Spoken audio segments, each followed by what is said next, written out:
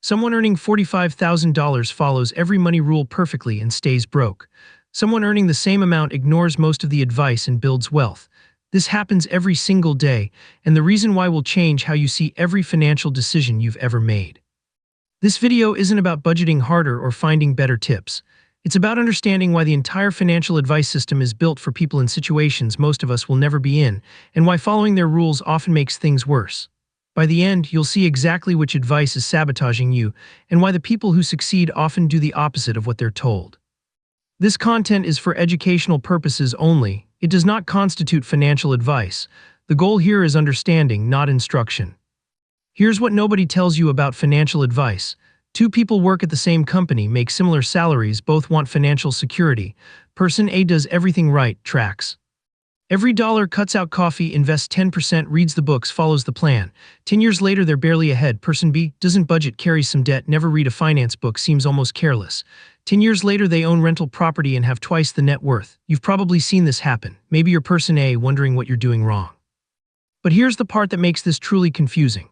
Person A feels like they're failing. They sacrificed, they followed the rules, they did what the experts said. Person B doesn't even realize they succeeded because they weren't trying to follow a system. They were just living. So what's actually happening here? The answer isn't what you think, and it reveals something about financial advice that the industry will never admit.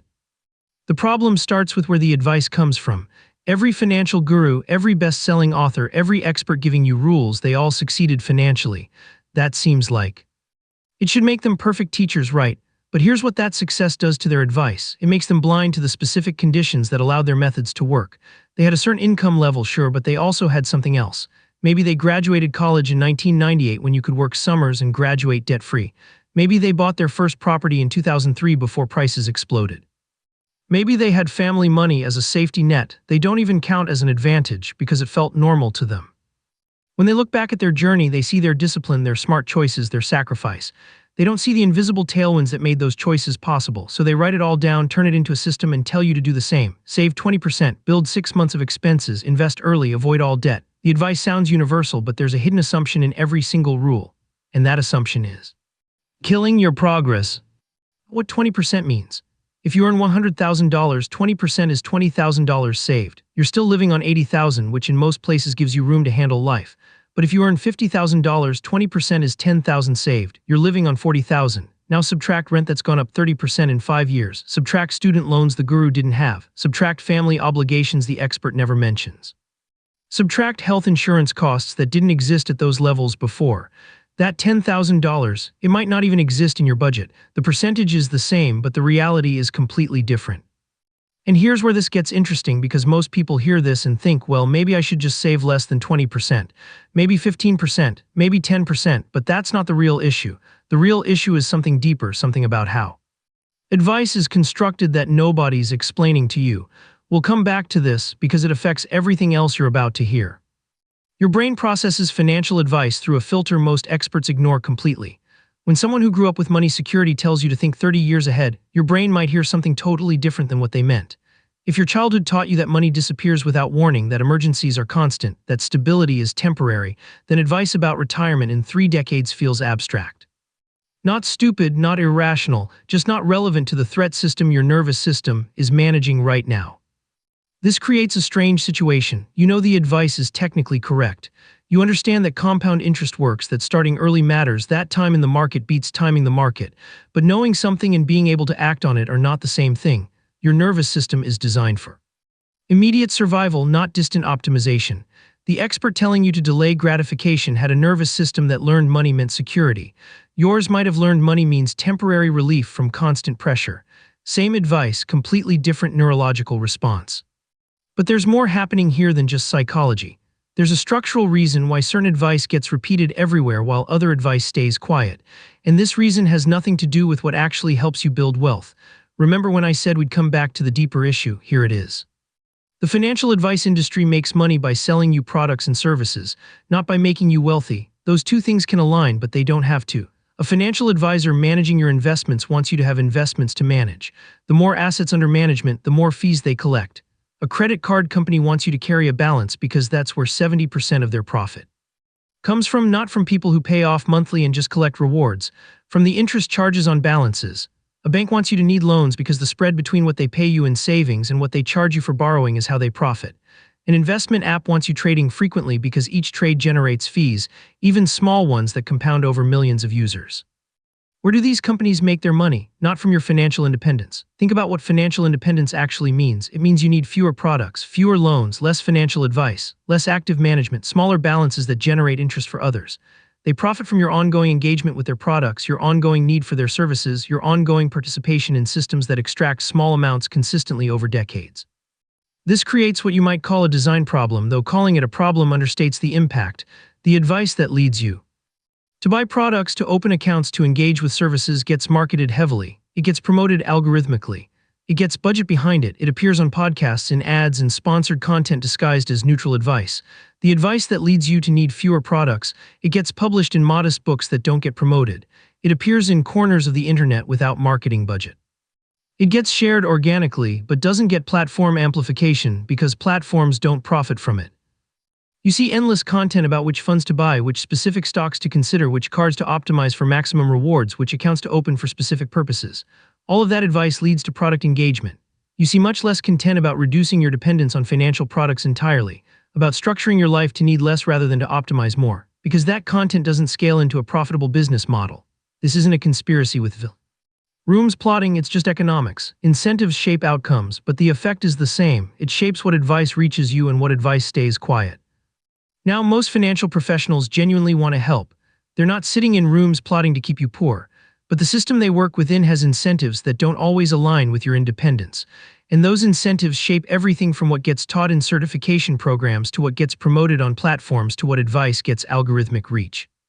The advice isn't necessarily wrong, but it's selected for virality and product attachment, not for effectiveness across different contexts. Here's what this means for you practically. The advice you're getting might work great for someone, it's probably working for someone, but that someone might be in a completely different situation than you are.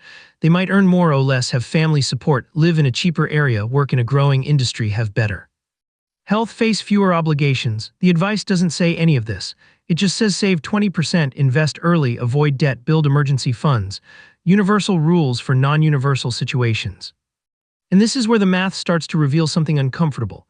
Let's track two people over 30 years. Same starting salary of $60,000, same investment strategy, same 7% return, same everything except one variable. Person A can save 10% annually, that's $6,000 per year. After 30 years with compound growth, they have about $560,000, real money, life-changing money.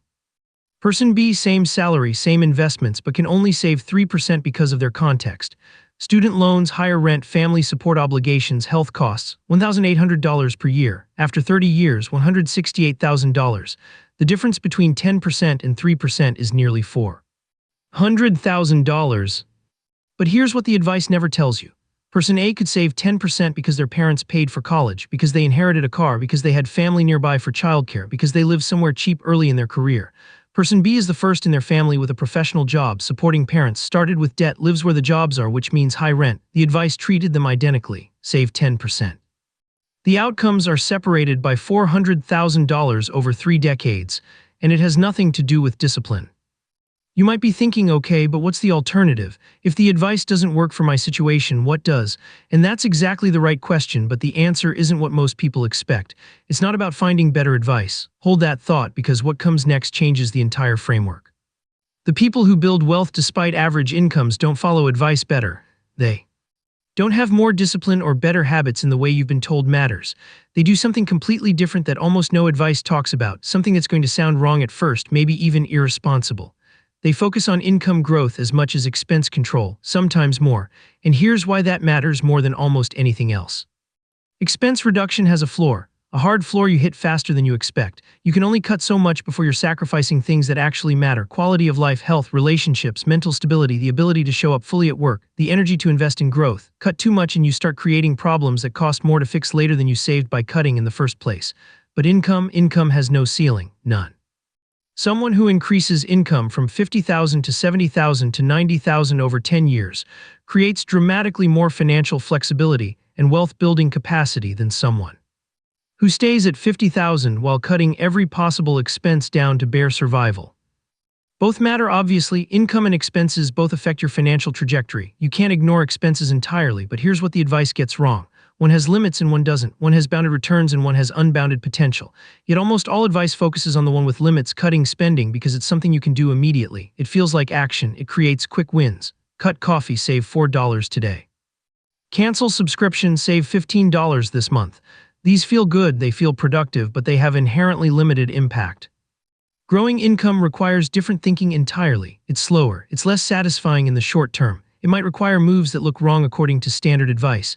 Maybe taking on debt for education or certification that doubles your earning power over 5 years. Standard advice says avoid debt, pay it off. Minimize it, but if that debt increases your income $20,000 annually and the total cost is $15,000 and you pay it off over 3 years, you've made a trade that creates $40,000 of additional lifetime earnings for every year you work afterward. That's a trade that violates rules but creates multiples more wealth over time. Or maybe it means investing in a skill that takes 2 years to pay off. During those 2 years, you're spending money and time with no immediate return. Standard advice says optimize what you have now, don't make risky bets. But the person who invests 2 years in learning something valuable, a technical skill, a certification, a specialized knowledge area, they might increase their earning power 30% permanently. Over 20 years, that's hundreds of thousands in additional earnings. Way more than you'd save by cutting subscriptions or making coffee at home for 20 years. Or maybe it means switching careers with a short-term income cut but better long-term trajectory. Taking a job that pays $10,000 less initially but offers real growth potential instead of staying in a stable job with no ceiling. Standard advice says don't take pay cuts, secure your income, play it safe. But the person who takes that $10,000 hit for 3 years and then grows past their old salary by year 4 has changed their entire financial future. By year 10, they might be earning $40,000 more annually than they would have in the safe job. That's risk, yes, but it's calculated risk based on trajectory, not stability. These moves violate standard rules. They create short-term apparent regression in your financial position. They can't be reduced to simple action items, but they're how people actually build wealth on ordinary incomes, not by optimizing spending on a fixed income, but by systematically increasing that income while managing expenses reasonably. The advice industry doesn't emphasize this, because you can't package it into a simple system you can sell. Every person's income growth path is different. There's no one-size-fits-all approach to growing from 50 to 90,000, but there is a one-size-fits-all approach to cutting spending, which is why that's what gets sold. But there's something else these people do that reveals why advice fails most people. They match strategy to their actual psychology instead of fighting their nature. If they know they'll spend money that's visible, they make it invisible through automatic transfers.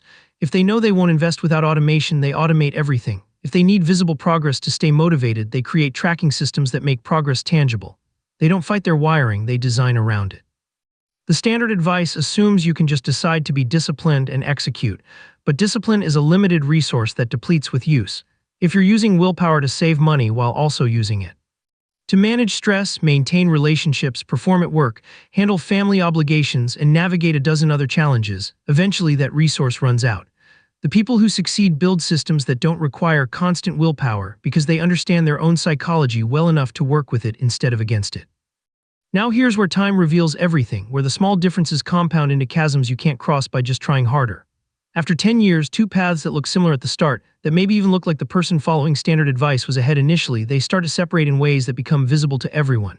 Person following standard advice despite contextual mismatch, they've made some progress. Maybe some savings, $15,000 or $20,000. Maybe a small retirement account, $30,000 or $40,000 if they were consistent. That's real money, genuinely more than most people have. But they've also experienced something the advice never warned them about: constant frustration, feelings of failure despite doing everything right, confusion about why following the rules hasn't created the results every book and podcast promised.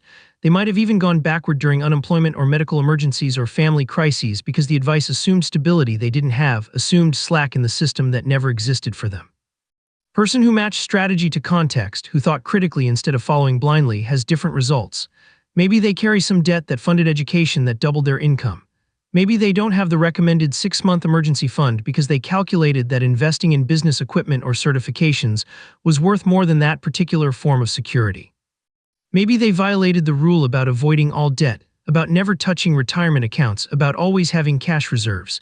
They might have broken several standard rules, done things that would make traditional advisors cringe, but they've built something substantial, maybe $50,000 in investments, but also a skill set that commands $65,000 annually instead of $45,000, maybe ownership in a small business, maybe rental property that cash flows monthly, wealth that compounds from multiple sources instead of one.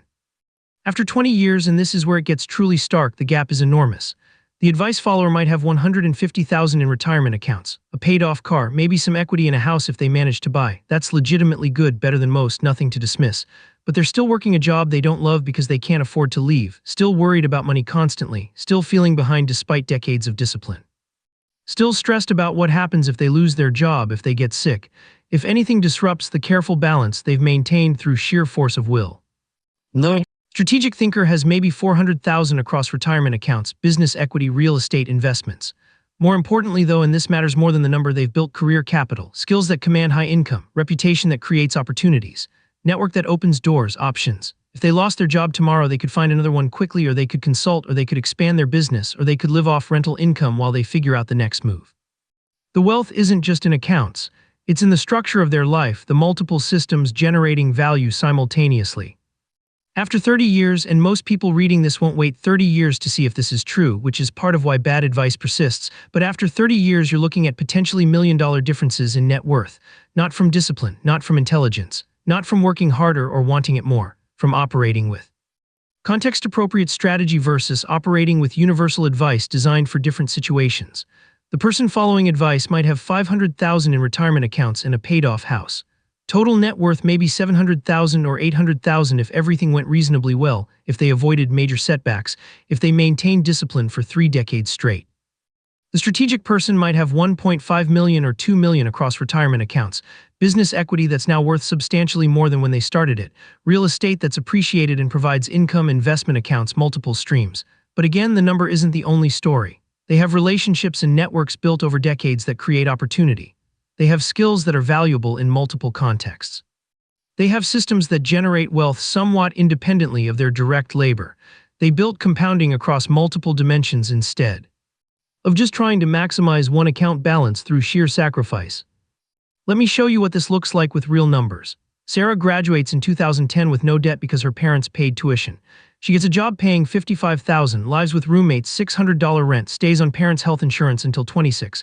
No dependents, no obligations. She follows standard advice perfectly, saves 15%, builds emergency fund in 2 years, invests consistently. By 35, she has $250,000 net worth. The advice worked because it matched her context. Michael, same graduation year, same starting salary. $40,000 in student loans at 6.8%, $1,200 rent in a high-cost area where his industry's jobs are located. Loses parents' insurance at 23, pays $300 monthly for marketplace coverage. Student loans take $500 monthly. 3 years in, his mother gets sick. He sends $300 monthly to help. He tries following the same advice Sarah follows, but between loans, rent, insurance, and family support, he's $2,000 monthly behind Sarah before any discretionary spending. He can save maybe 3% in good months, nothing in months with surprises. By 35, he still has $20,000 in loan debt, $10,000 saved, no retirement account because he couldn't afford to contribute while managing everything else. He feels like a failure. The advice was identical. The contexts were completely different. And here's what makes this particularly painful. The advice industry looks at Michael and says he needs more discipline, better budgeting, stricter planning. But his problem isn't discipline. His problem is that the advice assumed conditions he doesn't have.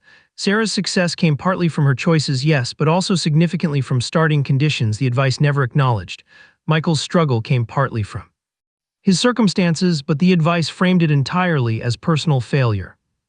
This reveals something crucial about how wealth actually builds over time. It's not linear. It compounds across multiple interacting systems. Someone with financial slack can take career risks that increase income. That higher income creates more slack. That slack enables investment in skills, in businesses, in real estate. Each layer compounds with the others. Someone without slack has to play it safe. Safe jobs that don't pay well but feel secure. No room to invest in growth.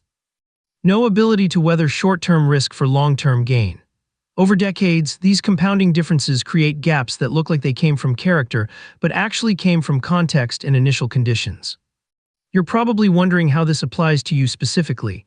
What do you actually do with this information? Because understanding the problem doesn't automatically solve it, and this is where most analysis stops, showing you what's wrong without showing you what's different. But there's a framework that changes everything, and it starts with a question most people never ask. Instead of asking what should I do, the question becomes what advice applies to my actual context, and what advice assumes conditions I don't have. This shift sounds simple, but it's profound. It means evaluating every piece of advice through your specific situation rather than assuming it's universal. That 20% savings rate, maybe it doesn't apply if your rent is 40% of income and you have obligations the advice ignores. that emergency fund timeline. Maybe it needs adjusting if your income is less stable or your expenses are less controllable. This doesn't mean ignoring all advice. It means becoming a critical consumer of advice instead of a passive follower. The principles might be sound: spend less than you earn, invest for the long term, avoid high-interest debt, build resilience. But how those principles apply in your situation might look completely different from how they apply in someone else's, and that's okay. Actually, that's necessary. The people who figure this out start thinking in decades instead of quarters. They ask different questions. What career move now creates more earning power in 10 years? What skill developed today becomes valuable later? What relationship built now creates opportunity 5 years from now? What investment in health or education or network prevents expensive problems down the road? These questions don't have satisfying immediate answers. They don't create quick wins. But they create wealth over time more reliably than perfect execution of short-term tactical advice designed for different contexts. By your 40s, the difference becomes visible to everyone around you. People who followed context-appropriate strategy have built wealth across multiple dimensions: financial capital in accounts and investments, career capital in skills and reputation, network capital in relationships and opportunities, flexibility to make choices based on preference rather than pure necessity. Options: people who followed universal advice despite contextual mismatch might have some pieces of this, but not the compounding interaction between them. They might have savings but no career capital because they never invested in growth. They might have a paid-off house but limited liquid wealth because they prioritized debt elimination over everything else. By your 50s, it's even more stark. The strategic group has everything working together: high income from career investment, large accounts from decades of contributions, appreciated assets, valuable networks, multiple income streams. The advice-following group has some of this but not all of it, and not the multiplication effect that comes from these systems reinforcing each other over time. Here's what this means practically. Someone in their 30s right now earning $65,000 with student loans, supporting family, living in a high-cost area because that's where their work is, they're getting advice that says they should have 3 times their salary saved. That's about $195,000. They have maybe $20,000. Every piece of content they consume tells them they're failing. But what if their situation requires completely different thinking? What if instead of cutting their modest lifestyle to save another $100 monthly, they invest in certification that increases their income $20,000 annually within 3 years? That violates the standard advice but creates way more financial impact. Or what if they accept that their timeline is different because their obligations are different, and that's not a moral failing but a contextual reality? What if they stop measuring themselves against benchmarks built for people who graduated debt-free, don't support family, started saving at 22, and had safety nets they didn't even recognize as advantages? This shift from following rules to thinking strategically, it's not easy, but it's transformative. The change isn't fundamentally about willpower or discipline or motivation. It's about clarity, seeing clearly that advice always assumes context, understanding your own context honestly, adapting principles intelligently rather than following rules blindly, focusing on what you can actually influence: your income trajectory, your psychological relationship with money, your decision-making process, instead of trying to optimize variables your context makes mostly fixed. What has to change mentally is the belief that financial success comes from following advice correctly. It doesn't. It comes from understanding principles and applying them strategically within your specific context, from making decisions aligned with your actual psychology instead of fighting your nature, from recognizing systemic factors without using them as excuses, from focusing on what you can influence: your skills, your income, your decisions, your systems, rather than what you can't control: economic conditions, your starting point, your family situation, your past. This is difficult because it requires critical thinking instead of passive acceptance, because it requires honest assessment of context and psychology without comforting illusions, because it sometimes means rejecting advice everyone says is correct because that advice genuinely doesn't fit your reality. But it's possible because once you see these dynamics clearly, you can make different choices. You can focus energy on strategies that match your context. You can build systems aligned with your psychology. You can measure progress against your own baseline instead of external benchmarks built for different situations. The shift happens through environment, knowledge, and repetition. You change your information environment to include perspectives that account for context, not just universal rules. You develop knowledge about your own financial psychology: what triggers stress, what enables progress, what creates sustainable behavior change for you specifically. You practice context-appropriate decisions until they become habitual, until strategic thinking about advice becomes automatic instead of effortful. Once you see the mechanism clearly, the choice becomes obvious. You can keep following advice built for contexts you don't have, feeling frustrated when it doesn't work, assuming the problem is your discipline. Or you can start thinking strategically, adapting principles to your reality, focusing on what you can actually control. The advice industry will keep giving universal guidance because universal guidance scales into profitable platforms. But your life isn't universal. Your context is specific, your psychology is individual, your path to financial security has to account for that reality, not ignore it. So here's what we've covered. Most financial advice fails ordinary people, not because it's wrong, but because it assumes a context most people don't have. It assumes income levels, stability, flexibility, and starting conditions that don't match reality for most households. It ignores psychological factors, structural incentives in the industry, and the enormous impact of context on whether advice is even followable. This explains why people can follow all the rules and still struggle while others break the rules and build wealth. This means that discipline alone isn't the answer. What's actually true is that strategic thinking matched to your specific context creates better outcomes than perfect execution of universal advice that doesn't fit your reality. The difference is understanding what advice applies to you and what advice assumes conditions you don't have and might never have. Understanding this is the first step toward financial clarity. The change comes from critical thinking, self-knowledge, and strategic adaptation, not from following more advice or trying harder at rules that weren't designed for your situation. It's not about working harder. It's about thinking more clearly about what actually applies to your life. Wealth isn't about following advice perfectly. It's about understanding your context clearly, adapting principles strategically, and making decisions aligned with your reality rather than someone else's assumptions. The people who build wealth on ordinary incomes don't follow all the rules. They understand which rules apply to them and why. They think in decades. They invest in income growth. They work with their psychology instead of against it. They measure success by their own trajectory instead of external benchmarks that assume different starting points. If you value calm, educational explanations about money and wealth psychology, consider subscribing to Wealth Explained 360.